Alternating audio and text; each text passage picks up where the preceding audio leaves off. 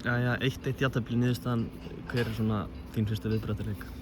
Ég er náttúrulega ógnasvekktur með bara 1 stig með úrslitin en svakalega ánægður með frammistöðuna, sterk frammistaða og góður í dag, bara einn af okkar betri leikjum, við létum boltann ganga hratt og vorum hugrækir og sköpuðum okkur fullt af færum og bara ballpossession og pressan og þannig að við vorum bara öflugir í dag og strákarnir eiga bara hrós skilið í heildina, svekkjandi að taka ekki 3 stig eftir svona frammistöðu.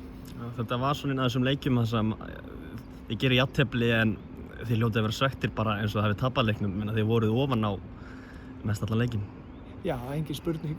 Það er gríðarlega svekkjandi að refsa ekki betur en þetta fyrir þær stöður sem við komumst í bæði í skyndisóknum og líka bara þegar við létum boltann hérna.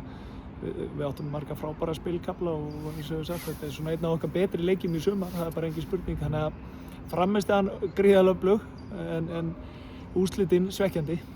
Þið voru mikið að hlaupa bak við vörn Keflvíkinga, var það eitthvað sem þið lögðu sérstaklega upp með í þessum leik? Já, bara góð hreyfing að þeir ætlaðu að pressa okkur og mér finnst þeir leysa það ótrúlega vel og við náðum að teygja vel á þeim þegar þeir voru að reyna að pressa okkur að við leystum pressuvörnina og þá myndi það pláss aftur fyrir þá, þannig að við nýttum það vel að komast í þær stöður en eins og við vitum þá náðu ekki að refsa nógu vel fyrir það.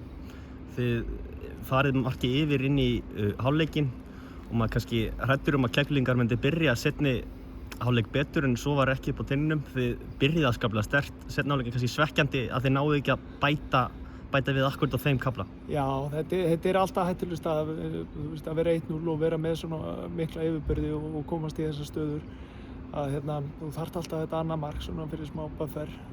Þannig að það var svekkjandi að vera ekki búin að ganga frá leiknum og enn og aftur. Þetta var ógnarsterk frammistaða og já, svekktur að taka ekki 3 stig. Jónatan Ingi spilar 90, frábært að fá hann bara alveg inn tilbaka. Já, hann var geggjaður hinn dag, alveg. Við erum búin að sakna hans augljóslega í sumar, það bestu leiknum í deildinni og hann var frábær hérna í dag. Og líka Rósan og Kristján Oddi sem spilaði fyrsta leikinn sinn hérna byrjunarliðinu að mér finnst hann stórkostlegur í dag hérna.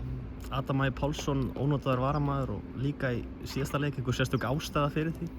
Nei, það bara kannski við erum aðeins að breyta til með svona varnarleikinn fremst á vellinum og þá þurfum við kannski bara að sterka varnarmenn.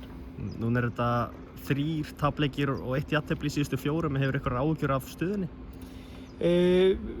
Maður skoðar alltaf frammistöður og Ía var þar tókum við miklu framförum í því sem við vildum bæta svona eftir hléð.